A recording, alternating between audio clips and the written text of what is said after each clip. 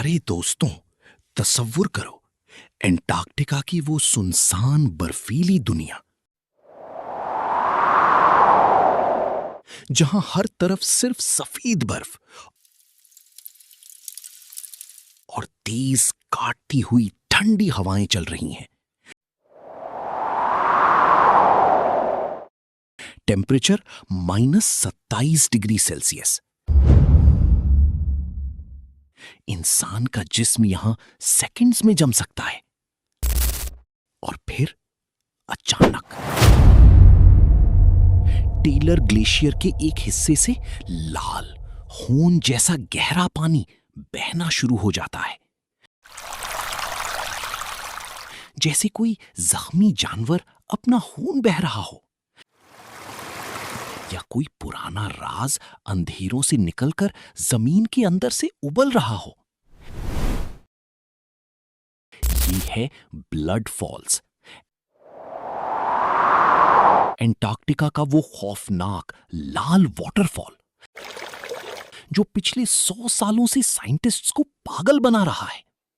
लोग कहते हैं, क्या ये असल में खून है किसी पुरानी जानवर का, एलियंस का, या फिर क़यामत की निशानी? आज हम इस राज को खोलने जा रहे हैं।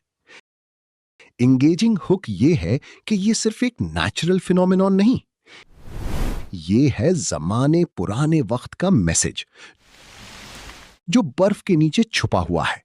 तैयार हो? चलो शुरू करते हैं इस पुरअसरार सफर को ब्लड फॉल्स के अंदर। ये कहानी शुरू होती है 1911 में British Antarctic expedition, famous Terra Nova expedition के वक्त।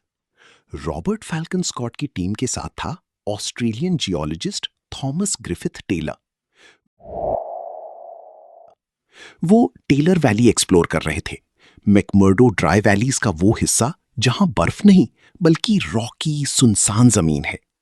एक दिन टेलर ग्लेशियर के एंड पे पहुंचे और देखा एक छोटा सा वाटरफॉल, लेकिन लाल, बिल्कुल खून जैसा। टेलर ने तुरंत नाम दिया ब्लड फॉल्स। उन्होंने सोचा ये रेड एल्गी की वजह से है, वो माइक्रो एल्गी जो पानी में लाल रंग पैदा करती हैं। इस एल्गी को हम रेड टाइड भी कहते हैं। 1911 के वक्त टेक्नोलॉजी नहीं थी, सिर्फ आंखों का ऑब्जर्वेशन। टेलर ने अपनी डायरी में लिखा, ये जैसे ग्लेशियर का खून निकल रहा है। उनका नाम अब ग्लेशियर और वैली पे भी है, टेलर ग्लेशियर और टेलर वैली। फिर डेकेड्स गुजर गए। 1960s में और एक्सप्लोरर्स आए। रॉबर्ट ब्लैक और थॉमस बर्ग ने 1962 में इसको प्रॉपरली नोट किया। उन्होंने नोटिस किया कि ये वाटरफॉल किसी नदी या मेल्ट वाटर से नहीं निकल रहा, बल्कि ग्लेशियर के अंदर से सीधा निकल रहा है। कोई सोर्स नहीं दिखता। ये मिस्ट्री और गहरा हो गया। 1980s और 90s में साइंटिस्ट्स ने सैंपलिंग शुरू किया। 2000s में जिल मिकुकी और उनकी टीम ने ब्रेक थ्रू किया। 2014 में उन्होंने आइस मोल प्रोब यूज किया, एक रोबोट जो बर्फ में मेल्ट करके अंदर जाता है, और असल ब्राइन यानी नमकीन पानी सैंपल किया। 2017 में यूनिवर्सिटी ऑफ अलास्का फेयरबैंक्स और कोलोराडो कॉलेज की टीम ने रेडार एको साउंडिंग से पूरा सब ग्लेशियल सिस्टम मैप कर दिया। पता चला कि ये पानी 400 मीटर गहरे अंदर से आ रहा है। और अब 2023-2026 के latest research, Johns Hopkins University के साइंटिस्ट्स ने इलेक्ट्रॉन माइक्रोस्कोप से देखा कि लाल रंग नैनोस्फीयर्स, छोटे छोटे आयरन के गोले से आ रहा है, जो मिनरल्स भी नहीं हैं। सेंचुरी ओल्ड मिस्ट्री अब ऑलमोस्ट सॉल्व हो चुका है, लेकिन अभी भी बहुत कुछ बाकी है। ये हिस्ट्री सिर्फ डेट्स नहीं, ये है एडवेंचर की कहानी। हीरोइक एक्सप्लोरर्स, ठंडी हवाओं में सर्वाइवल और हर बार नया राज।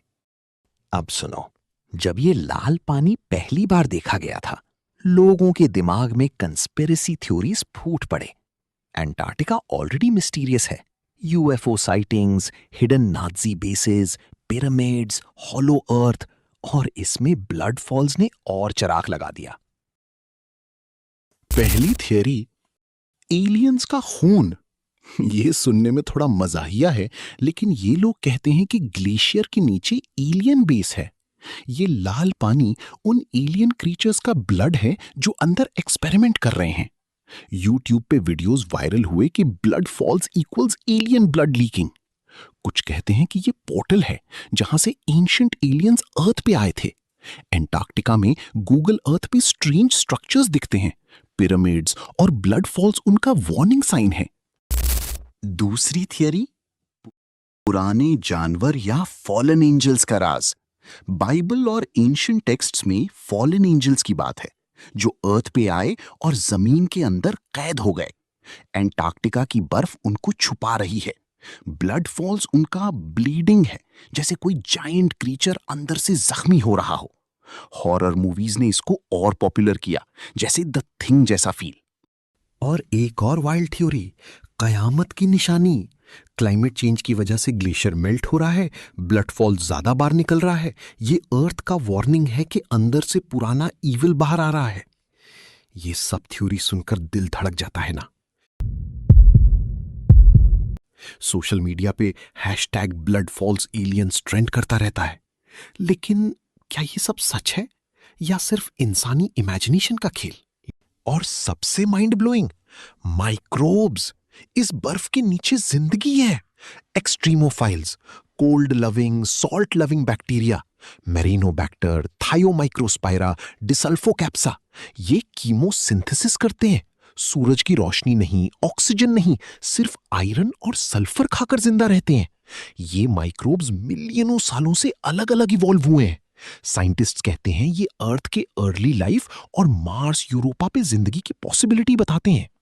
रेडार स्टडीज ने दिखाया कि ग्लेशियर के अंदर नेटवर्क ऑफ चैनल्स हैं, जैसे underground river system. Brine freeze नहीं करता क्योंकि सॉल्ट और लेटेंट हीट, जब थोड़ा सा फ्रीज होता है तो हीट रिलीज होता है, से लिक्विड रहता है। ये सब टेलर ग्लेशियर को कोल्डेस्ट फ्लोइंग ग्लेशियर बनाता है। अब असल साइंस, जो और भी जवाब से ज्यादा हैरत अंगेज है। 5 मिलियन साल पहले, मायोसीन पीरियड में, एंटार्क्टिका अभी इतना ठंडा नहीं था। सी लेवल बढ़ा और मैकमर्डो ड्राई वैलीज में सी वाटर फ्लड हो गया। फिर क्लाइमेट चेंज हुआ, ग्लेशियर्स आए। टेलर ग्लेशियर ने उस नमकीन लेक को अंदर कैद कर लिया। आज वो लेक 400 मीटर बर्फ के नीचे है, अननोन साइज का, लेकिन बहुत पुराना। ये पानी हाइपर सलाइन ब्राइन है, नॉर्मल सी वाटर से 3 गुना ज्यादा नमक वाला। इसीलिए ये जमता नहीं, फ्रीजिंग पॉइंट कम हो जाता है। ग्लेशियर के अंदर प्रेशर बिल्ड होता है, क्रैक्स बनते हैं और ये ब्राइन बाहर निकल आता है, जैसे प्रेशर कुकर का वाल्व खुल जाए। अब रंग का राज, पानी में बहुत ज्यादा फेरस आयन यानी Fe2+ है। ये आयन बेड रॉक यानी डोलराइट रॉक से आया, जो ग्लेशियर ने पीसकर छोटा किया। ब्राइन ऑक्सीजन फ्री होता है अंदर, लेकिन बाहर आते ही ऑक्सीजन से मिलता है, ऑक्सीडेशन हो जाता है, रस्ट बन जाता है, बिल्कुल जैसे पुरानी नेल रस्ट हो जाए, लाल। ये नैनोस्फीयर्स में होता है, छोटे छोटे गोले जो माइक्रोस्कोप में ही दिखते हैं। 2023 जॉन्स हॉपकिंस स्टडी ने ये प्रूव किया। कंक्लूजन। दोस्तों, ब्लड फॉल्स सिर्फ लाल पानी नहीं, ये है हमारी दुनिया का living time capsule. Conspiracy theories मजा देती हैं, लेकिन असल साइंस और भी खूबसूरत और हैरत अंगेज है। ये हमें याद दिलाता है कि एंटार्क्टिका अभी भी बहुत राज छुपा रहा है और हमें एक्सप्लोर करना चाहिए रिस्पॉन्सिबली। अगर ये वीडियो पसंद आया तो लाइक, शेयर और सब्सक्राइब करो। कमेंट में बताओ आपको क्या लगता है, कंस्पिरेसी या साइंस? ब्लड फॉल्स, एंटार्क्टिका का लाल राज, अब आपके दिमाग में है। अगली वीडियो तक एंटार्क्टिका की ठंडी हवाओं में खुदा हाफिज।